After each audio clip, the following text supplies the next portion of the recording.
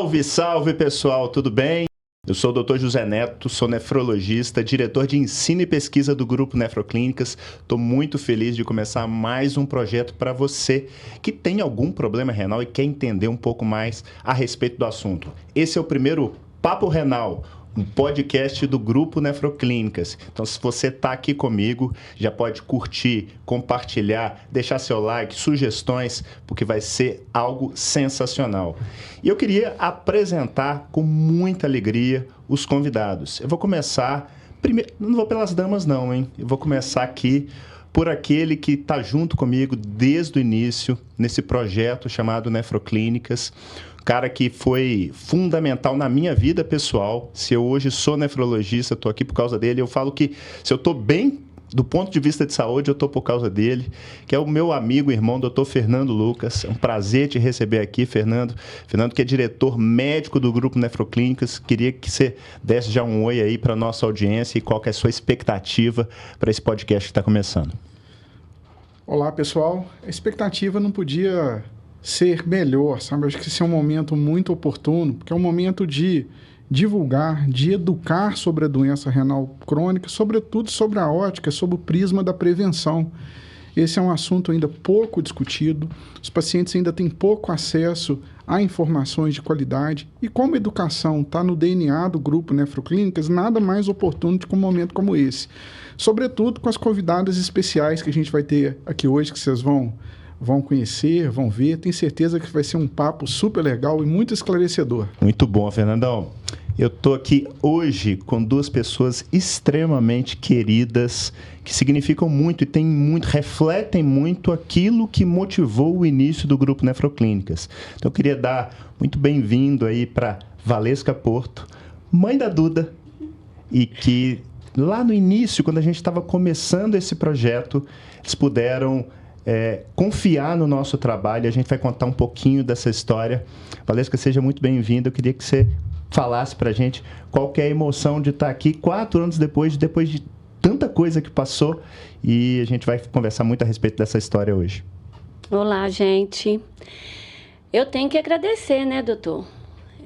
Agradecer pelo convite e agradecer pela Nefroclínicas ter entrado, né, na vida da Maria Eduarda no dia de um dos dias mais difíceis depois da saída dela do hospital.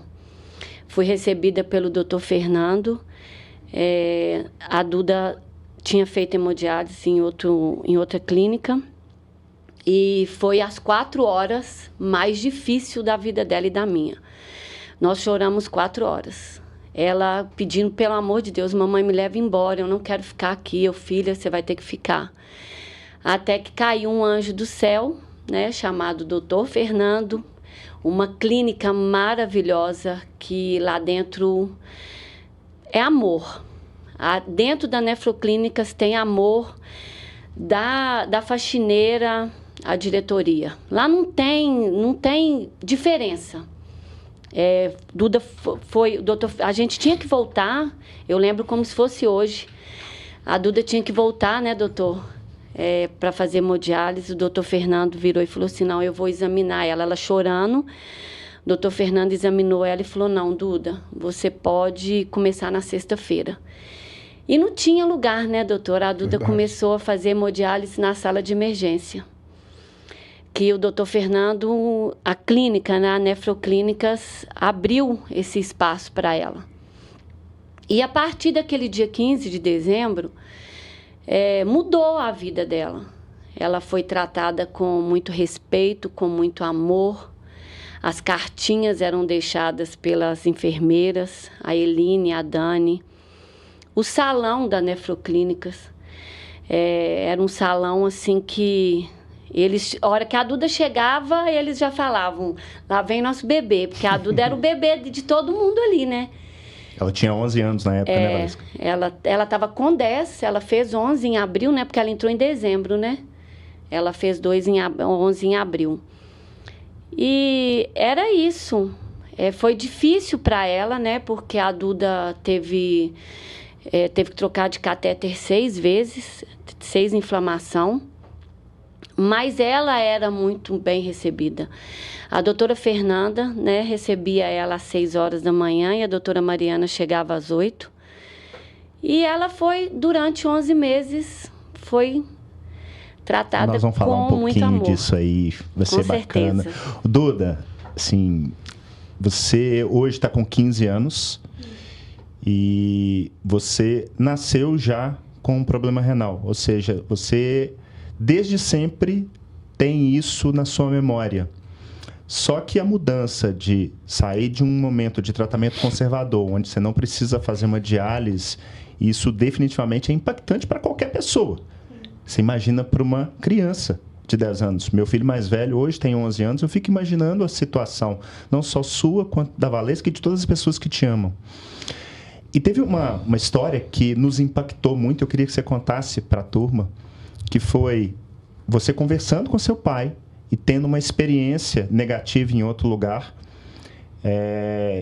e como que isso nos marcou. O Fernando vai lembrar, a nefropediatria, ela é relegada, de modo geral, no nosso país. Nunca se tem espaço, até por ser um nicho tão pequenininho, e a gente quis, desde cedo, abraçar isso, porque a gente, como clínica, nunca quis ser uma clínica de diálise. A gente queria ser uma clínica com diálise, mas que cuidasse de pessoas de ponta a ponta. Conta pra gente um pouquinho dessa história. Então, foi como minha mãe falou, nessa clínica foi uma experiência terrível que eu tive.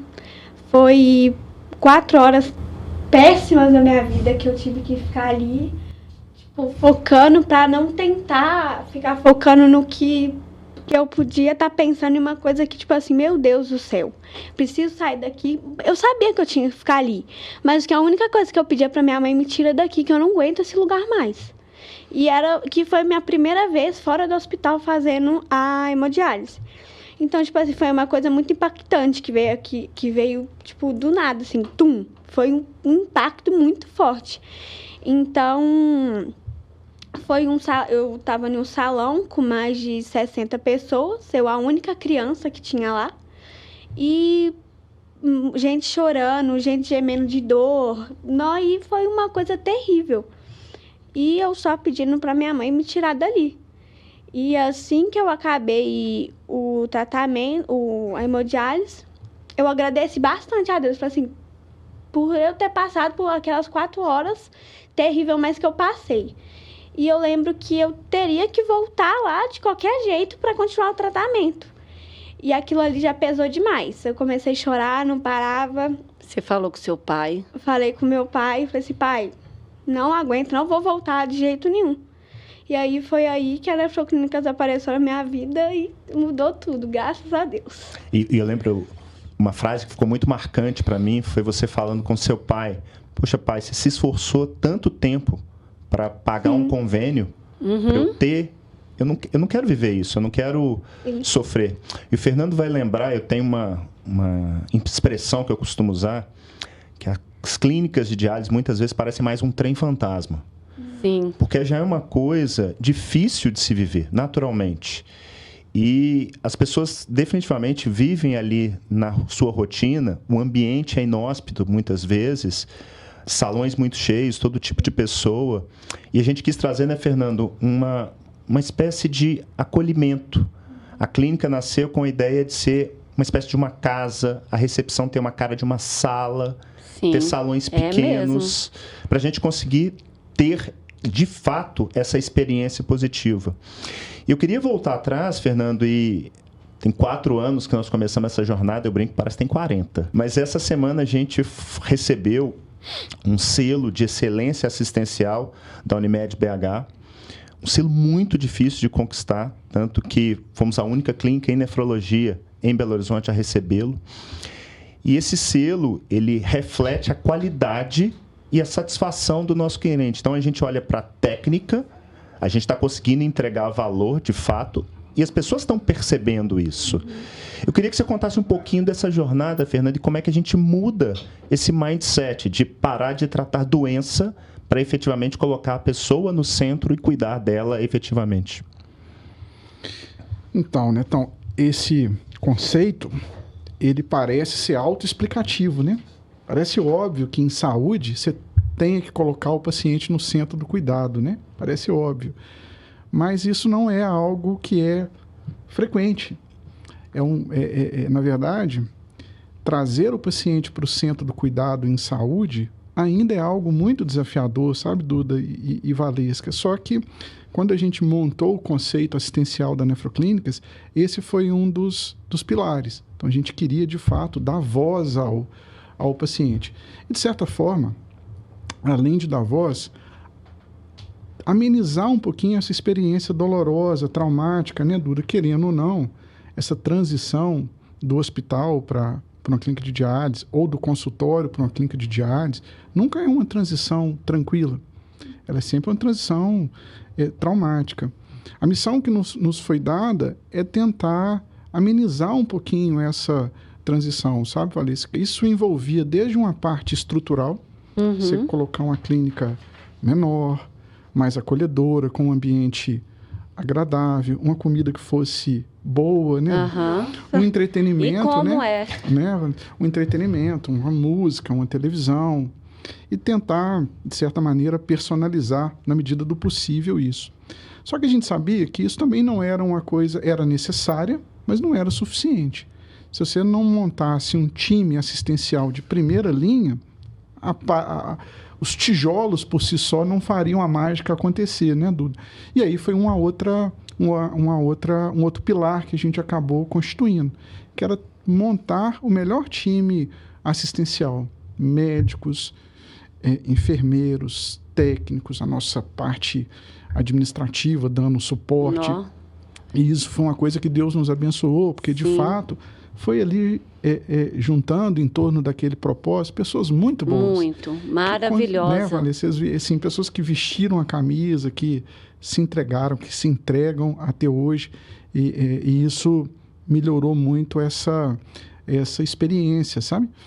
E um outro ponto que o Neto fez menção era abraçar a causa da nefrologia pediátrica. Sim. Essa é uma bandeira, na verdade, que precisa ser levantada no nosso país, sabe? Há inúmeras dificuldades para assistência pediátrica em doenças renais, inúmeras, desde a formação médica, e barreira de entrada, né? São muitos desafios, só que Minas Gerais, né, Neto, ela tem uma característica. Minas Gerais é um polo muito importante na formação médica em nefrologia pediátrica. Então, nós temos aqui uma escola de nefrologia pediátrica. E nós fomos beber nessa fonte. Então, quando a gente foi montar o time, muitos foram oriundos dessa escola pujante, poderosa, que é a nefrologia pediátrica de Minas Gerais. Então, aquelas pessoas que plantaram no passado, os professores, né, aqueles pioneiros, eles plantaram a semente. E isso floresceu em Minas Gerais. Então, há pessoas muito boas aqui e que, graças a Deus, hoje estão conosco também na assistência. Então, isso também foi muito importante, tentar trazer esse time de nefrologia pediátrica para fazer e ofertar essa assistência, né, Duda? Como é que você teve? É sem... Fora as vezes que a Duda passou mal, teve que sair urgente para ir para o hospital, o doutor Fernando me ligava para saber a notícia dela, como é que ela estava, o que tinha resolvido. Assim, foi um vínculo, doutor José Neto, que eu criei com vocês, que tem hora que meu marido fala comigo assim, Valesca, mas eles não são o médico da Duda mais. Eu falei, ok, eles não são, mas eu acredito que eles vão... Nós somos mais do que isso. Eu acredito que eles vão... Isso. Na hora que o doutor Ricardo chegou nessa última cirurgia da Duda, ele falou comigo, por que eu não liguei para ele? Eu falei, doutor, eu já tinha ligado pro doutor Fernando, eu já estava desesperada. Ele falou, Valesca, eu não sou só o médico da Duda, lá dentro do hospital. Então, isso vem da Nefroclínicas, isso vem de lá, sabe? Um carinho especial, um amor, o transplante da Duda, que a gente vai falar também, né, doutor? É muita coisa, se deixar a gente vai ficar aqui o tempo todo falando. Deixa eu aproveitar, então, eu vou até pedir para o Fernando começar. Eu queria explicar para a nossa audiência um pouquinho do que é a doença renal crônica, porque é algo ainda... Pouco falado. Existe muito preconceito por volta disso. Fala-se de várias doenças, mas essa doença, apesar de prevalente, 10% da população mundial tem algum grau de doença renal crônica. E aí, Fernando, eu queria que você explicasse para o pessoal como é que se dá esse diagnóstico, como é que quem precisa pensar em buscar algum tipo de assistência, seja ela já diretamente o nefrologista ou não. Conta um pouquinho para a gente. Esse é um recorte muito bom, né? Que é importante destacar essa elevada frequência da doença na população, né, gente? E agora a criança está crescendo muito, tá, doutor? Muito. Até porque tem se divulgado mais, as doenças genéticas, elas estão tendo mais acesso ao diagnóstico, mas você veja, né, Valesca? 1 em cada 10 tem a doença. Só que essa doença tem 3 características que a tornam particularmente traiçoeiras. A primeira, que ela é uma doença silenciosa. Ela não dá sintoma. Então, o indivíduo ele pode ter uma doença até numa fase avançada e não sentir absolutamente nada. Você quer ver uma coisa que às vezes é paradoxal? Às vezes um indivíduo tem uma doença muito avançada e não sabe. Às vezes, para o leigo, o que ele imagina? Poxa, se eu tiver uma doença do rim, talvez eu vou diminuir o volume de xixi, né? Meu volume urinário vai reduzir, etc. Isso não acontece, pelo contrário. Às vezes o indivíduo pode ter uma doença renal avançada e o volume de urina dele está até aumentado. Então, se pautar num parâmetro como esse, não é base para o diagnóstico. Então, a doença tem esse caráter silencioso, né? A segunda característica é que ela é lenta. Então, a doença renal crônica, ela tem uma linha do tempo de muitos anos. Então, do momento que ela começa, seja qual a causa, até a hora que vai chegar próximo da diálise, nós estamos falando aí de 15, 20 anos de evolução. Duda claro ficou que na criança, conservador 11 anos, né? Mas é muito lenta. Isso é bem característico. Não é incomum, sabe? Quando o paciente chega no nosso consultório, às vezes... Eu peguei recentemente um jovem de 34 anos, foi fazer um concurso para o bombeiro. Super forte, atlético, né? Treinando para o bombeiro. E quando ele chegou na consulta... Ele chegou em função dos exames do concurso que detectaram que ele estava com 8% de função renal. Então, veja, de um concurso para o bombeiro, num indivíduo que aparentemente não tinha nada, até atlético, ele recebe a notícia que tinha que começar a hemodiálise. E quando a gente vai recapitular a história, e a gente consegue presumir quando começou, nós estamos falando de uma linha de tempo aí de 20 anos, que é bem característico dessa doença. E a terceira característica que dá esse contorno traiçoeiro é a irreversibilidade. Então, o rim ele não tem capacidade de regenerar. Não é esse aí, então, é o ponto triste. Você perdeu a função, você não recupera. Então, é o caso desse jovem, né? Então, a primeira pergunta que ele fez, poxa, doutor Fernando, não é possível recuperar a função? Porque a notícia, né, Duda, ela vem como uma bomba. Mas essa característica de não reversão a torna particularmente traiçoeira. Portanto, se a doença tem essas 3 características, é importante que a medicina tenha uma ferramenta ou algumas ferramentas para o diagnóstico precoce. E essas ferramentas existem. São 2 exames muito simples que estão até disponíveis na rede pública. Um é o exame de sangue, chamado creatinina. Qualquer lugar tem, qualquer posto de saúde tem um exame super fácil de fazer. E o outro é um exame feito numa amostra de urina normal, numa amostra isolada de urina, chamado albuminúria. Antigamente a gente chamava de microalbuminúria, mas é um exame super simples de ser realizado, disponível em qualquer laboratório. Essa combinação dos 2 exames permite o diagnóstico da doença. E o Neto vai fazer menção mais à frente, qual que é a importância, né, Valesca, de um diagnóstico precoce, que hoje a medicina avançou muito no tratamento da doença renal. Então, hoje você consegue, com medidas efetivas e oportunas, empregadas no momento correto, mudar a evolução da doença. Então, isso é super importante. Isso é uma novidade. É novidade. Nos últimos 5 anos, né, Netão? Muita coisa surgiu no tratamento da doença renal, sabe? Então, o horizonte para os pacientes tem mudado, felizmente. A ciência está trabalhando a favor dos pacientes. Então, é uma notícia muito alvissareira, porque durante muitos anos houve uma certa paralisia no tratamento da doença, e nos últimos 5, o avanço foi muito espetacular. E assim, o Fernando colocou bem aí, às vezes as pessoas têm alguma dificuldade para entender isso. Essa creatinina ela tem uma relação inversa com a função renal. Quanto mais alta está a sua creatinina no sangue, pior está a sua função renal. E eu gosto muito de ancorar para as pessoas, para elas saberem, poxa, eu vou ter que fazer diálise, eu vou ter que ir para um transplante. Um número mágico, norteador, é 10%.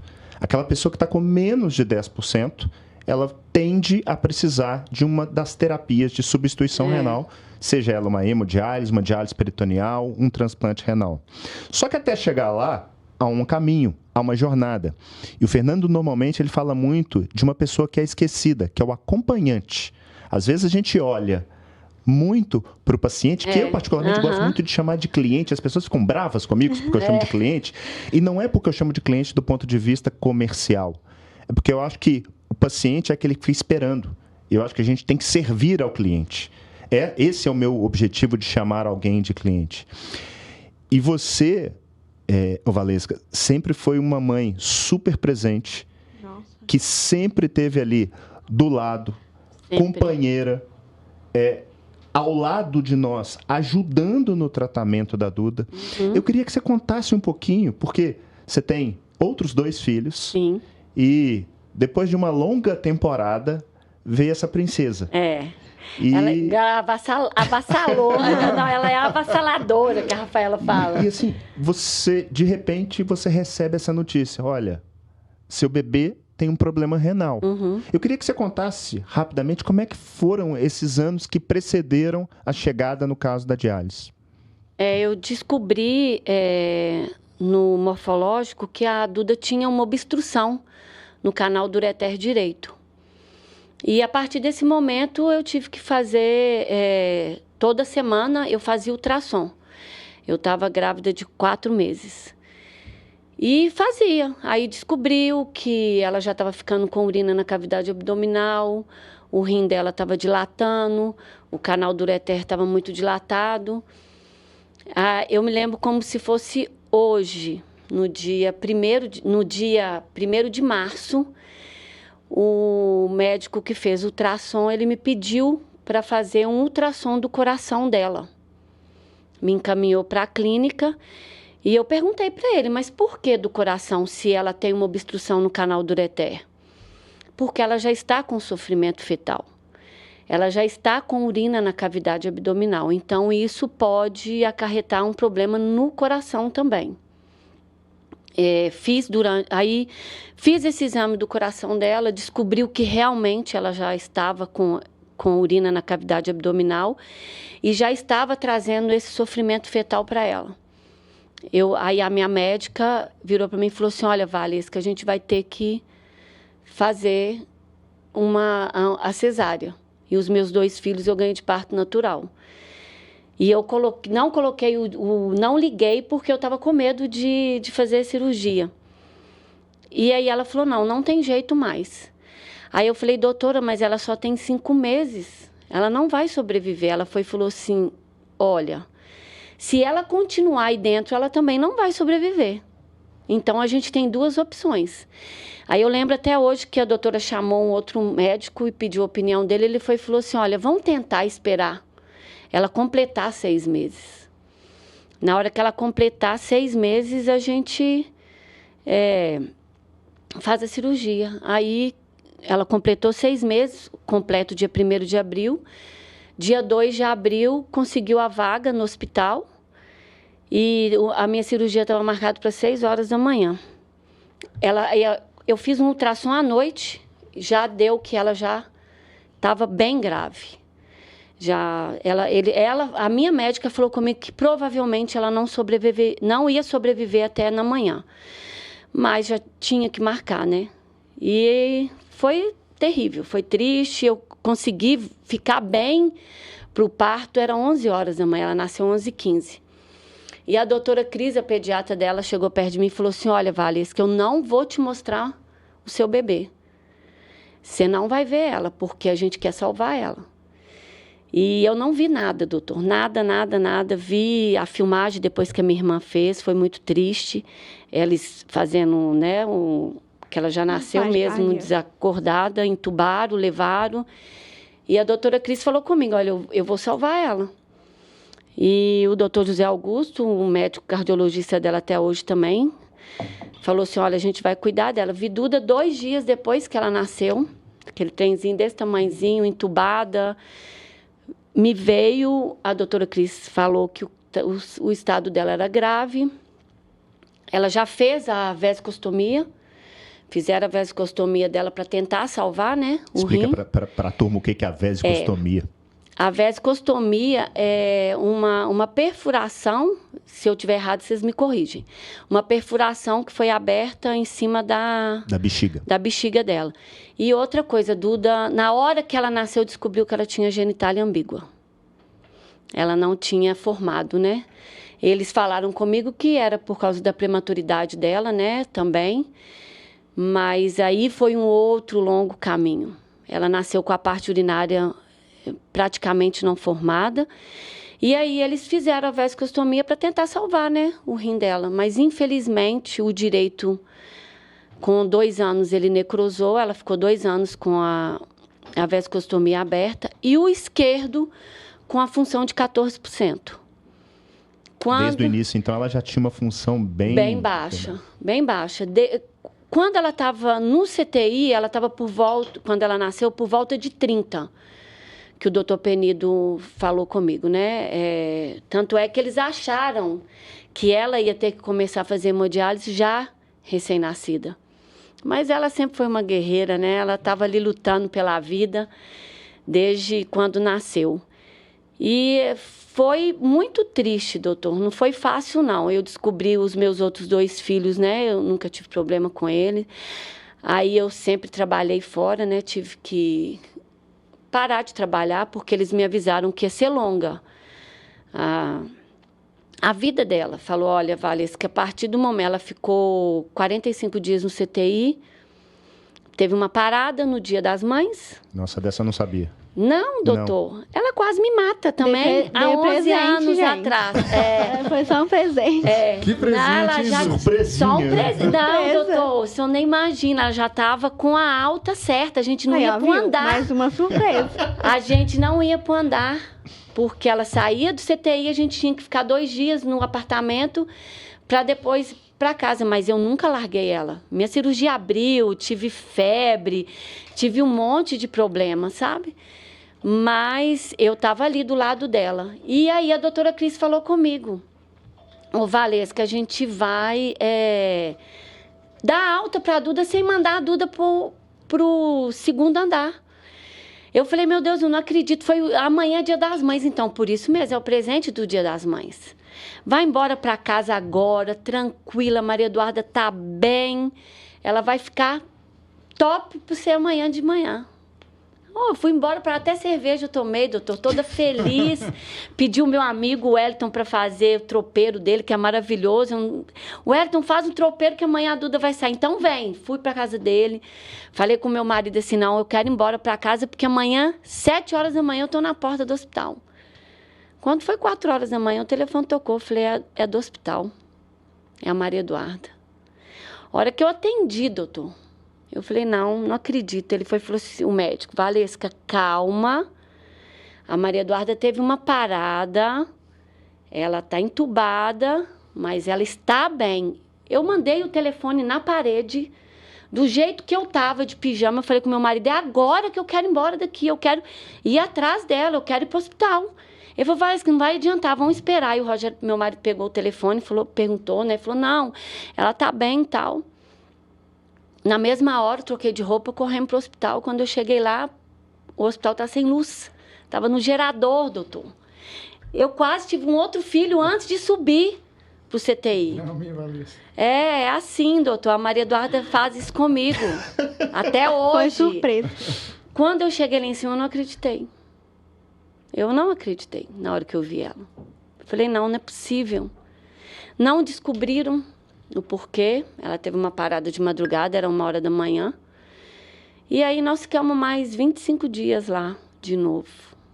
Você sabe, Valesca, que tem um autor que nós gostamos muito, que é o Nassim Taleb. Nassim Taleb, ele tem dentre a obra dele, tem um livro chamado Antifrágil. E o antifrágil é um conceito interessante, que muita gente pensa no frágil. Qual que seria o oposto de frágil, né?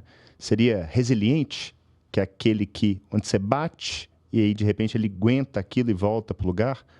Ou seria, por exemplo, robusto, que você bate e é duro? Uhum. E ele propõe o conceito de que antifrágil é aquele que toma pancada e melhora. Vocês são um Somos exemplo assim, do que é né, ser doutor? antifrágil. É verdade. Esse é um conceito que a gente tem dentro da Nefroclínicas, é um valor nosso. E vocês representam muito bem isso. E eu queria puxar um pouquinho para você, Duda. Porque eu vejo hoje, e eu tenho 2 lá em casa, né? 2 filhos, eu tenho um de 11 e uma de 8. Fernando também tem 2 filhos. E essa geração, ela nasceu já num mundo completamente diferente. E com umas facilidades que eu, por exemplo, e Fernando, a gente não teve. Valesca não teve. Só que você, desde sempre, teve restrições que a enorme maioria das crianças não tem. Restrição, eventualmente, com relação a alguma coisa na comida, com algum tipo de atividade física, com uma série de coisas. O que ficou marcado dessa sua trajetória até então, da sua infância? Uma criança que, de repente, se sentiu limitada para fazer certas coisas. E como é que você se saiu disso? Talvez até dar uma mensagem positiva para um pai e uma mãe que está escutando aqui, falando assim, poxa, quando minha mãe fazia determinada coisa, ou quando um médico fazia determinada coisa, eu me sentia melhor. Eu não tinha... A restrição que eu tinha era mais de comida. Tipo, que eu não podia comer um chips, um biscoito que o povo gosta de comer, da adolescente e criança. E eu, particularmente, não podia nem olhar para aquilo que meu rim já fazia assim, não, pelo amor de Deus, não faz isso. E isso, eu falava assim, poxa, por que todo mundo pode e eu não? Entende? E eu ficava, tipo assim, eu não entendia por que aquilo acontecia comigo. Eu ficava me perguntando, mas por que comigo e não com os outros? Entendeu? E como eu não entendia muito do que estava acontecendo comigo, eu não tinha muito o que eu fazer, era só falar. Escutar, ela só me escutava. Era só escutar e fazer o que a minha mãe falava. Porque eu não sabia muito, não sabia do que estava por vir. E eu, na minha cabeça, nem passava que eu ia ter que passar por hemodiálise, até então fazer transplante. Na minha cabeça, eu não sabia nem o que era... Um transplante. Não, um transplante, muito menos hemodiálise. Eu não fazia a mínima ideia. Eu só lembro que o maior medo da minha mãe era eu entrar na hemodiálise. O maior medo da minha mãe, da vida, era eu entrar na hemodiálise. Mas justamente por causa disso, que como a minha filha era renal crônica, ela mas agora ela está em tratamento. Desde quando nasceu, eu procurei, eu parei de trabalhar para poder cuidar dela, por causa das 18 cirurgias, das cirurgias que iam vir pela frente. Então 18 cirurgias, Valesca? 19, agora, doutor. Ela foi para 19. Então, eu sempre procurei a ler muito. Então, quando meu marido chegava em casa, eu estava no computador... Minha mãe, ela sempre se manteve muito informada sobre o que acontecia e o que poderia acontecer com ela. Sobre um renal crônico, né? Que era o que eu sou, o que eu sou, né? Tanto é que é o que eu quero, a bandeira que eu quero levantar é ajudar os renais. O sim, a gente precisa do sim, né? É o que eu falo, né? E então, eu sempre procurei muito a saber. Então, eu sabia que ela ia para hemodiálise. Sabe? Eu sabia. Você não sabia quando? Não sabia quando. Porque eu consegui ficar com ela 11 anos. Sim, minha mãe conseguiu me manter 11 anos no conservador, que é uma coisa... Foi uma vitória. Que é uma coisa, tipo, impossível de acontecer. Porque, tipo assim... Deixa eu aproveitar para colocar a nossa audiência na mesma página. Fernando, essa pessoa que chegou ali com 10% de função renal, quais que são as opções que ela tem? A gente já citou. Eu queria que você explicasse um pouquinho de cada um dela, prós, contras, para o pessoal entender um pouquinho sobre esse assunto. A partir desse momento, né, o paciente ele vai precisar do que a gente chama de terapia de substituição renal. E há 3 formas de substituir o rim. A hemodiálise, que é a mais conhecida delas, né? A diálise peritoneal, que a gente vai falar um pouquinho. Infelizmente, ainda é um método com pouca penetração no Brasil.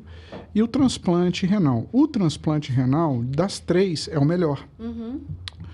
Por motivos óbvios, né? Quando você faz um transplante, muitas das limitações que a diálise impõe, o transplante não. Você permite que você tem uma vida bem próxima do Totalmente do normal, né, doutor? Totalmente normal, retomando estudo, né, do trabalho, no caso dos adultos. Então, Atividade física e tal. O transplante, na verdade, ele é feito com duas modalidades. Ele pode ser feito com doador vivo, um doador que pode ser familiar ou não, e o doador falecido, né? O doador falecido é aquele que está, por exemplo, num CTI, num hospital, em morte cerebral, em morte encefálica. Uma vez feito o transplante, seja de doador vivo, de doador falecido, o transplantado ele tem que ter cuidados, né, Duda? Porque o transplante não é uma troca cura, de um pneu, né? É. Ele representa uma alternativa, Não é é uma forma... cura, né? Não é uma cura. É a melhor forma de tratar? É a melhor forma de tratar. Mas o transplantado, ele precisa de cuidados relativos à tomada de medicamento. E aqui tem um ponto muito importante, né, Duda? Você é um exemplo positivo nesse sentido, mas a população pediátrica, Valesca, principalmente os adolescentes, eles são um problema, eventualmente, no transplante. Por quê? Tomada de remédio. Graças a Deus, a Duda A Duda nunca. é um exemplo, né, Duda? Tem que ser, né? Mas não é incomum, sabe? A gente que milita na área do transplante, o adolescente perder o rim porque parou de tomar remédio. tomar o remédio. Ou seja, o transplantado ele precisa tomar os imunossupressores, que são os remédios que evitam rejeição, para a vida toda. Mas ainda com essas características, o transplante é a melhor opção. Todos os pacientes portadores de doença renal crônica são candidatos ao transplante? Não. As contraindicações são muito poucas, a grande maioria vai ser. Então, o nefrologista, nesse momento que o Neto descreveu, na hora que ele vai ser encaminhado para terapia de substituição, é feita uma avaliação, que a gente chama de avaliação pré-transplante, e ali a gente define quem poderá fazer e quem não. As contraindicações são pouquíssimas. Em relação a hemodiálise é o método mais comum, né? É um princípio, na verdade, através do qual o sangue passa num filtro artificial, por assim dizer, e esse filtro artificial retira as impurezas do sangue e o sangue retorna limpo para o paciente. Essa modalidade é feita, em regra, 3 vezes na semana e dura mais ou menos 4 horas.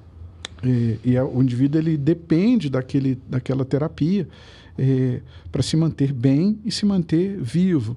A hemodiálise, gente, é um método ainda muito estigmatizado, né, Valesca? Mas ela evoluiu ao longo dos anos. Então, as terapias evoluíram, o tratamento ele evoluiu, as complicações hoje são muito menores e é um método super efetivo para tratar a doença. Você veja que, eu sempre falo, né, Neto? Apesar de ser uma coisa dolorosa, né, do que assim, a gente tem que lançar a mão de todos os esforços para prevenção, mas o rim é um órgão cuja terminalidade, né, assim, quando a função já está muito a perda da função está muito avançada, você tem como substituir. Os outros órgãos vitais não. Então, não existe a diálise do coração, a diálise do fígado, né? O rim tem. E nós temos, assim, casos de indivíduos que vivem e viveram muitos anos, eventualmente décadas, em diálise. Então, em que pese todas as limitações, é um método que garante a vida e garante a qualidade de vida dos pacientes também. E você tem a diálise peritoneal, né, que é um capítulo importante, porque a diálise peritoneal, ela usa um filtro natural que o nosso organismo tem, que atualmente a gente não usa. Não pode fazer peritoneal por causa dos excessos de cirurgias. Essa é uma das pouquíssimas contraindicações. Sabe? A maioria não tem problema, a diálise peritoneal pode ser realizada. A Valesca está fazendo menção a isso, porque a membrana, o filtro que vai substituir o rim, ele fica no interior da barriga, chama-se peritônio.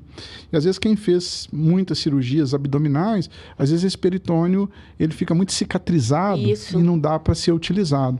Mas essa membrana, esse filtro sobressalente, tem capacidade de substituir o rim. E ele é natural. Ele é do nosso próprio corpo. Ao contrário do filtro da hemodiálise, que é algo artificial, né? Esse é natural. A pessoa faz em casa, no conforto da própria casa. Existem hoje técnicas que usam máquinas para fazer a infusão, né? Para colocar o líquido dentro da barriga e drenar. Às vezes durante a noite, enquanto a pessoa está dormindo. De tal sorte que a pessoa pode trabalhar, ter uma vida Pode bem... viajar. Pode viajar, porque o material é portátil, não tem sangue, não tem agulha. É um método feito para o leigo fazer o tratamento. Você não precisa de uma estrutura hospitalar dentro de casa, você faz na estrutura normal do domicílio. E essa foi uma das bandeiras que a gente levantou na nefroclínica, sabe, Valesca? Porque, só para vocês terem uma ideia, no Brasil, 6% dos pacientes fazem diálise peritoneal. Só 6%. Muito pouco, né, doutor? É muito pouco, né? Tem várias explicações para isso. Mas dentro daquele conceito que a gente criou, a gente queria levantar a bandeira da diálise peritoneal. Tem muitas informações erradas também, tá? Preconceito, né? As pessoas acham que o método é um método sensacional.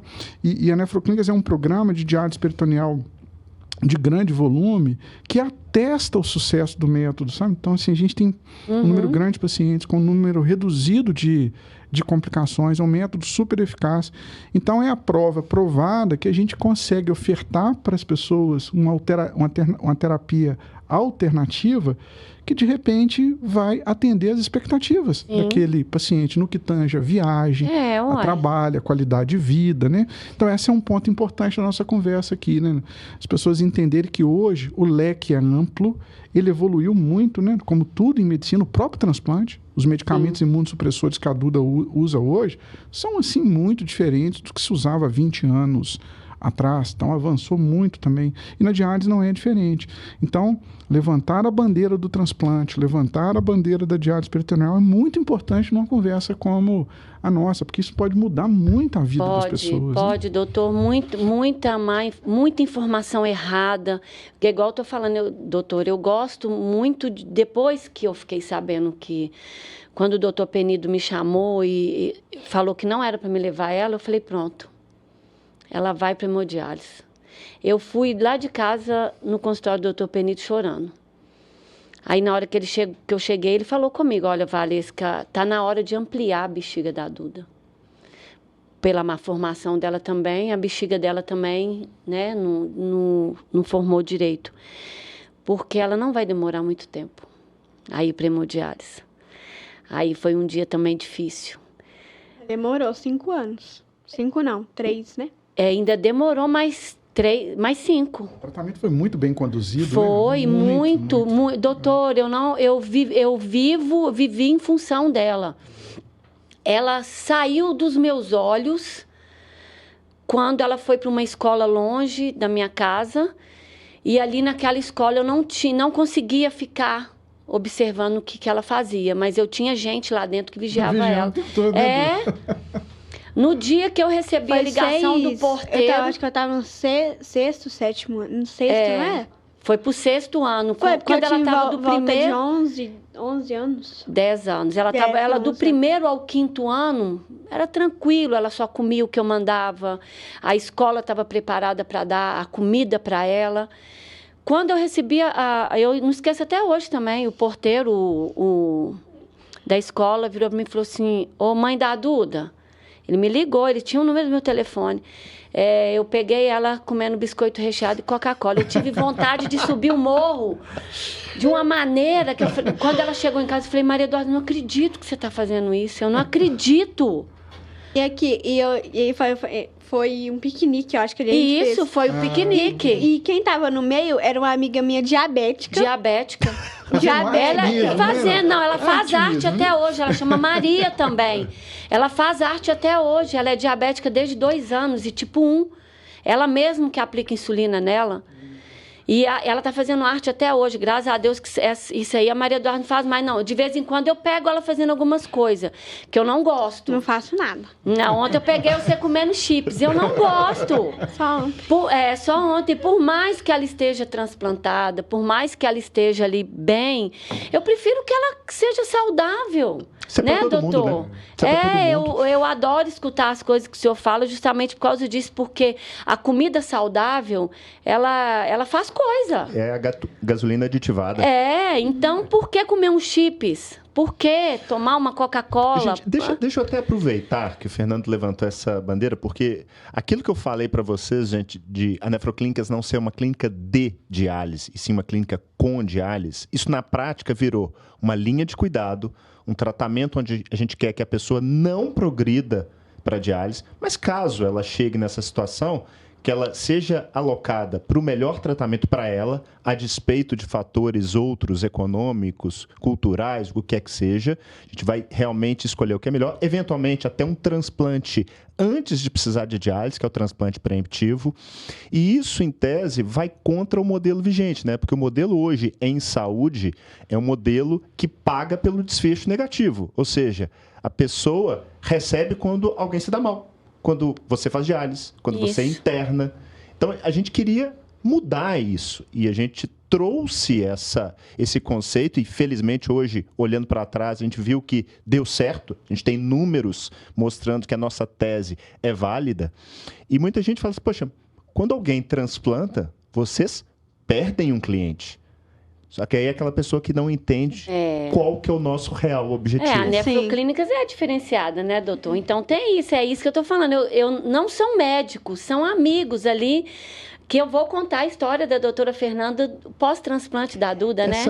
Vamos entrar na questão do transplante. Essa bandeira nossa de querer que os nossos clientes transplantem, obviamente aqueles que podem, porque eventualmente não se pode transplantar. Não são todos, né? Mas uma criança, indubitavelmente, a gente quer transplantar, de preferência, o mais rápido possível.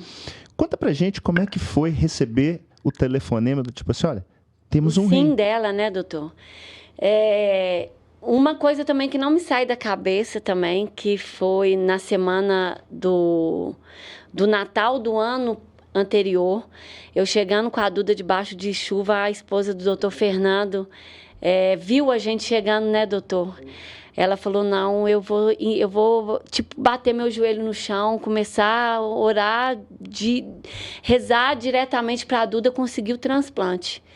E foi uma coisa também que me marcou muito. No dia 18 de novembro, a Duda estava fazendo hemodiálise, uma quarta-feira. Ela tinha trocado de catéter na segunda. Catéter, para quem não está acostumado, acaba sendo o local por onde a pessoa faz a diálise, a hemodiálise, quando ela não tem uma fístula. Então, são 2 tubinhos onde se puxa o sangue, passa na máquina e depois devolve nesse outro tubinho. O problema é que esse é um acesso temporário. Tanto que a gente acreditava que você iria transplantar rapidamente, por né? isso que... Só que ele tem essas dores de eventualmente parar de funcionar, de dar infecção, né? Desculpa te cortar só para o pessoal mas esse cateter, infelizmente, ele priva você de fazer bastante coisa, né? Ainda mais ela, que nadava, né? Igual eu sou... Vai falar aí, deve falar. Que eu sou atleta de natação. Eu faço parte... Vocês escutaram bem, tá? Ela é atleta da natação, isso mesmo, da Liga Brasileira. Aí eu faço parte da Liga Brasileira de Transplantados, vou competir, enfim. E eu tive que parar por 11 meses, não 11 meses, eu parei, eu acho que quase um ano da minha natação, que eu faço natação desde os meus 3 anos. E o cateter, infelizmente, me privou de fazer o que eu mais gosto, né, que é a natação. E por quê? Por motivos de não poder molhar, e mesmo assim a gente tomando todos os cuidados e ainda não molhando, não fazendo nada, infelizmente acontece da infecção. E ele, infelizmente, priva a gente de também viajar, que a gente também ficou por muito tempo. E tem outra, né? Nefroclínicas ainda cuidava dos cabelos da Duda. Nossa, era verdade. O doutor Fernando não deixava ela sair de lá, porque o doutor Fernando escutou eu falando que era uma luta, eu estava conversando com a Betânia. Era toda sexta, eu acho, não era? Nossa, ela era o tratamento VIP, né, Maria Eduarda? Mas que você sabe que você está me contando essa história do transplante da Duda. Minas Gerais é um polo muito importante de transplante. Tem serviços aqui.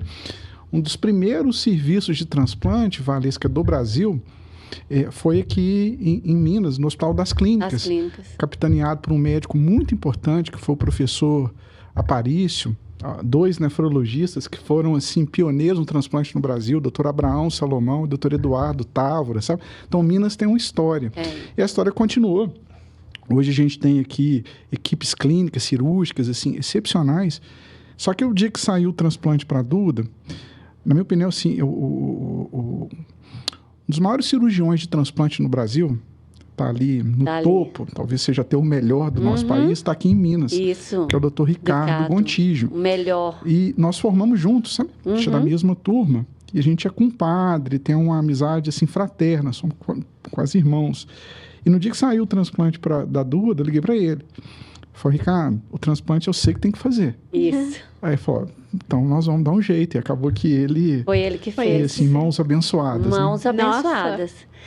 E o transplante da Duda foi foi uma emoção, né, na Nefroclínicas, que Eu recebi uma notícia dentro da Nefroclínica.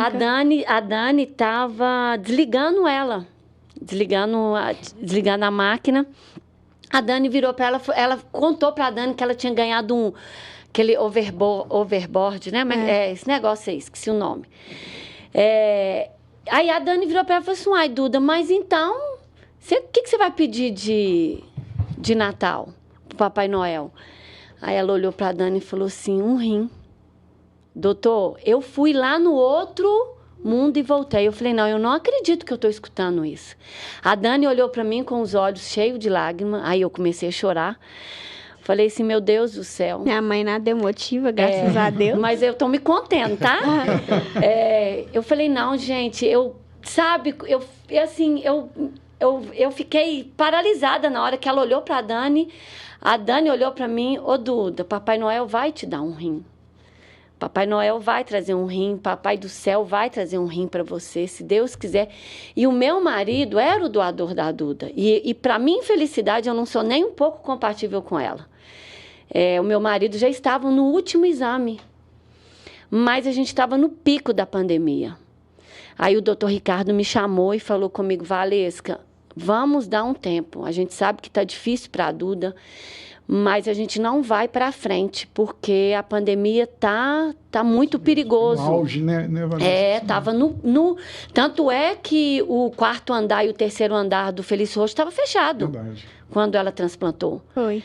Então, ele falou, vamos esperar. Eu falei, doutor, eu não aguento mais ver a Duda sofrer. Eu não aguentava mais, doutor. Eu acordava 4 horas da manhã, saía debaixo de chuva, de sol. Eu chegava na Nefroclínica 5h30 com ela. Eu moro no Barreiro.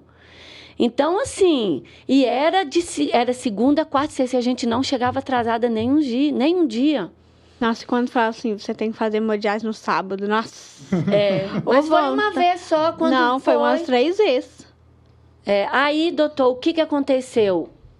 A gente lá, aí a Dani já tinha acabado de arrumar ela, já estava toda arrumadinha. Tava com a minha comidinha no colo, tá? Tava com a comida no colo, ela já, porque ela ia para hemodiálise toda arrumadinha, eu nunca deixei. Ela ia de lacinho, arrumada mesmo, eu acordava ela cedo para arrumar ela, não significa que ela tá indo fazer um tratamento que ela vai desarrumada. Não, arrumava ela toda bonitinha, fazia trancinha, arrumava as meninas, ficava doida na hora que eu chegava lá. Aí o meu telefone tocou. Era meu filho. Felipe tá assim, mãe, onde você tá? Eu falei, Felipe, tô na Nefroclínica. Mãe, o doutor Gustavo ligou, tá querendo falar com você. Aí eu falei, então desliga o telefone. Aí a doutora Fernanda chegou chorando. Aí foi ela e a doutora Fernanda lá pra fora. A doutora Paula e a doutora Fernanda. Aí foi as 3 lá pra fora. E eu só conversando com a Dani e comendo. Mas eu tava observando o movimento. Falei assim, gente, tem alguma coisa errada. Tem alguma Aí eu também coisa achei. Eu falei, gente, tem alguma coisa errada. Aí o meu telefone tocou. Aí minha mãe chorando, saiu lá pra fora com o celular. E falei assim, ai meu Deus do céu, lá vem. Aí o doutor Gustavo virou pra mim e falou comigo assim, olha, Valesca, apareceu, né? Porque porque passa por um ringue, né? Que eles falam, né? Um ranking. Falei errado, um ranking, né? A Duda é a primeira da lista. Então, vamos preparar ela. Não deixa ela comer. Eu falei, ela tá comendo, doutor. Mas, inclusive, no dia era peixe. Olha como que peixe Deus com abóbora. Como que Deus é maravilhoso, né? Deus é muito perfeito. Ele trouxe até no dia a alimentação dela era uma alimentação leve. Aí falou assim, olha, termina a hemodiálise, termina de comer, vai em casa, busca as coisas dela e pode vir pro hospital. Dia 18 do 11 de 2020. Aí eu viro pra porta, tá as 3 vindo chorando. Falei assim, ai meu Deus do céu. Eu tinha medo do transplante, mas eu sabia que esse dia ia chegar, que eu ia ter que passar. Mas, tipo assim, não foi uma coisa que eu falei assim, meu Deus do céu, agora eu vou ter que ir. Não, né? Não, eu falei assim, vou ter que ir, é o único jeito, e vou. Na hora que elas vieram chorando, eu falei assim, eu só falei assim, meu Deus, só isso. Boa. Só isso. Nós estamos caminhando para o finalzinho, eu queria primeiro agradecer vocês pela presença. E eu queria, Valesca, primeiro que você despedir, se você quiser deixar algum contato e tal, deixar uma mensagem. E você virou realmente uma pessoa que levanta a bandeira do transplante, da doença renal crônica. O microfone é seu. Eu sei o quanto que isso mexe contigo. Mas a gente, estando do lado de cá e realmente tentando mudar positivamente a nefrologia brasileira, a gente vê pessoas como você como grandes aliadas. Obrigada, então, doutor. assim, se você tem gratidão carinho por eterna. nós, você saiba que a recíproca é super verdadeira. Isso eu não estou falando, não é o Neto, tá? É porque a empresa é feita de pessoas. E essa empresa ama vocês. Obrigado. E nós também, né, doutor? Foi no dia muito difícil, né? Igual eu falei, nós chegamos lá no dia 15 de dezembro e o doutor Fernando acolheu a minha filha com apenas 10 anos. E ali a gente se tornou realmente... A Nefroclínicas é diferenciada. Isso aí não tem o que falar, né? Tem o que falar. A gente tem que falar. É muito ali, a Duda foi tratada, a Duda e eu fomos tratados com amor. Vou contar rápido, porque eu sei que o nosso tempo está acabando. A Duda teve rejeição, infelizmente, né, no 5º dia. Como sempre, né, doutor? Ela me dando trabalho, né? Tem que ter um tempinho. Ela teve uma convulsão. Mais emoção. Ela Tem teve que ser com emoção, foi com ué. emoção. Teve uma convulsão, aí teve a rejeição e tal. E eu, desesperadamente, liguei para a doutora Fernanda. Aí e não podia receber visita porque a gente estava na pandemia. Era só eu e ela. Ela e eu e Deus. E aí a doutora Fernanda falou, calma, Valesca, calma, vai dar certo. Vai fazer o plasmasféres, que é a troca do sangue, né? Vai dar tudo certo.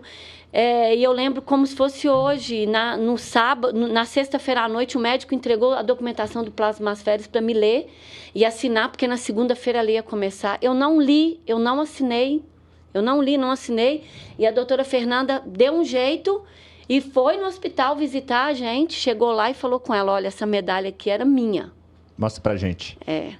Nossa Senhora das Graças. Legal. Essa medalha era minha e agora ela é da Maria Eduarda, porque o Espírito Santo pediu para me trazer, para ela entregar ela. E foi num momento muito difícil que eu ganhei ela e a Duda está ganhando. Espero que a Duda carregue ela no peito, porque a gente acredita, né, doutor? A medicina, Deus, a medicina, e a gente tem essa crença.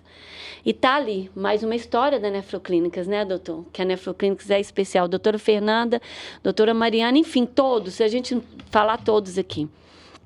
A mensagem que eu quero falar é sobre isso. Fomos tratadas com muito amor, com muito carinho, respeito, em primeiro lugar. Ali não tinha... era difícil, mas, ao mesmo tempo, era gratificante.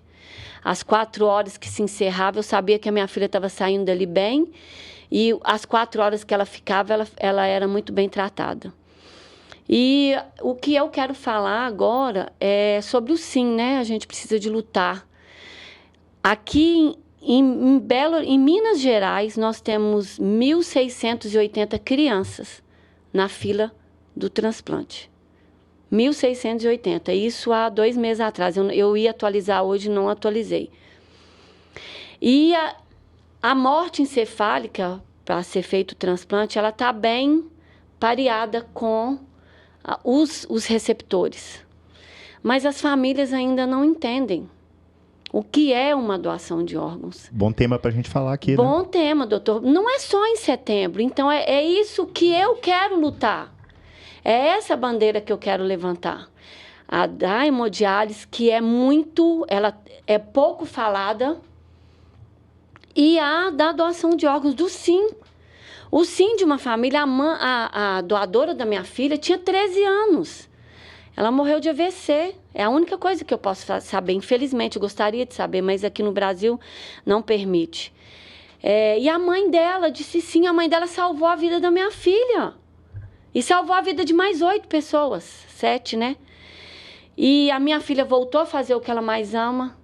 Hoje ela é uma atleta. Infelizmente, ela teve que parar por causa desse susto que ela deu na gente de novo. Mas em janeiro ela volta para competir em julho nos Estados Unidos, se Deus quiser.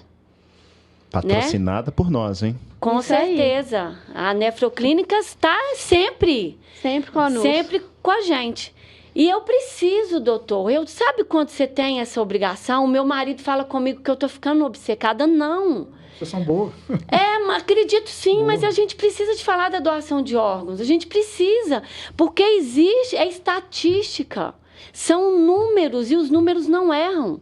Existe a quantidade de morte encefálica, existe a quantidade de receptores muito próximo, mas as famílias não sabem. A gente precisa de falar que a gente é doador, a gente precisa de avisar. Precisa conversar sobre o assunto, né? Precisamos conversar sobre esse assunto. E como eu me informei muito, eu fiquei sabendo sobre a doação das córneas, não é morte encefálica. Então, ainda tem isso também. Sabe como? A pessoa, para doar a córnea, ela não precisa de ter morte encefálica.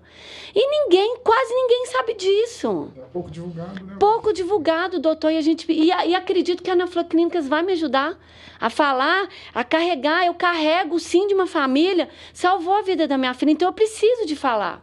Essa sua bandeira, mostra ali na câmera. Essa é a minha bandeira. Mãe, O sim de uma família salvou a vida da minha filha. E o sim de uma Bem legal. família salvou a vida da minha filha. Eu tatuei no meu braço. Eu preciso de falar. Entendeu? Eu Conte preciso de conosco. falar da Nefroclínicas, porque tem uma paciente lá que ela tem a idade da Duda, esqueci o nome dela. Me fugiu, a Bia, que eu conversei muito com ela sobre a Nefroclínicas. E a mãe dela me falou, Luzia me falou que a Bia está sendo muito bem tratada. Eu falei, mas como? Lá não tem como não ser bem tratada? Não tem. Então, a gente precisa de falar sobre a hemodiálise, diálise e do sim. Perfeito. A gente precisa. Eu acho que a gente vai ter que marcar um outro papo, viu? Porque Com assunto não certeza. falta. Assunto né? não falta. Se Papo deixar... renal. Dudinha, o papo renal foi bom. Dudinha, quer mandar um tchau, uma mensagem, alguma coisa para quem está te escutando? Eu quero agradecer primeiramente a Nefroclínicas por estar me apoiando nesse processo. Sempre, desde sempre me apoiando. E deixar claro para as famílias serem doadoras, que salvam vidas. E é isso. Só agradecer e gratidão eterna. Obrigado. E se Deus quiser, em julho, a Duda vai para os Estados Amém. Unidos. Vou representar todo mundo. Com Ah, a Deus Liga, a quiser. Liga Brasileira de Legal. Transplantados. É a coisa mais top que existe, gente.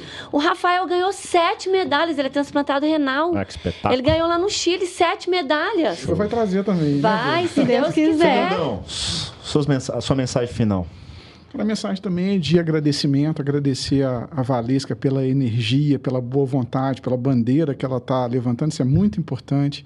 A Duda, né, por ser quem ela é, representa muito, viu, Duda? Que Deus te abençoe Muito cada obrigada, vez mais. amém. E te agradecer também, te parabenizar por capitanear esse projeto. Isso aqui é um projeto, na verdade, de um canal de comunicação, de educação aos pacientes. O Papo Renal é algo que vai trazer coisa muito boa. Parabéns aí por estar à frente desse belo projeto, irmão. Obrigado a vocês três. Queria agradecer quem está nos escutando aí. Se você gostou, curta, compartilhe. Essa é a maneira que a gente tem de chegar em mais pessoas. Deixe lá seu like, dependendo do agregador que você estiver usando. Se inscreva no nosso canal, né? Se você estiver escutando lá pelo Spotify, pode seguir também lá pelo Spotify. Então, várias formas de estar escutando aqui o Papo Renal. E se você ainda não conhece a Nefroclínicas e tem algum problema renal, alguma coisa que a gente possa te ajudar, a gente vai deixar aqui nos comentários os canais de contato. A gente pode seguir tanto lá no @Nefroclínicas. Caso vocês queiram me seguir, vocês me encontram lá no Instagram, no @Dr. José Neto, Dr. José Neto. Meus queridos, foi muito bom. Eu posso Fiquem com deixar Deus. também, né, Por doutor? favor, por favor. Que lá eu conto toda a história da Duda, Aí, né? que legal. Ou todo dia que eu posso, eu tô contando alguma Qual coisa que é, dela. Valesca? É o Val, VA2Ls, _Porto. Show de Val, bola. _Porto. Fernando? Doutor Fernando Lucas? Doutor Fernando Lucas Nefro. Nefro. É. Vamos deixar também aí esses perfis aqui nos comentários. Qualquer coisa, dúvidas, sugestões, manda pra gente, que vai ser um prazer continuar com esse canal aqui, que é o Papo Renal. A ideia é levar informação para você. Valeu, um abraço.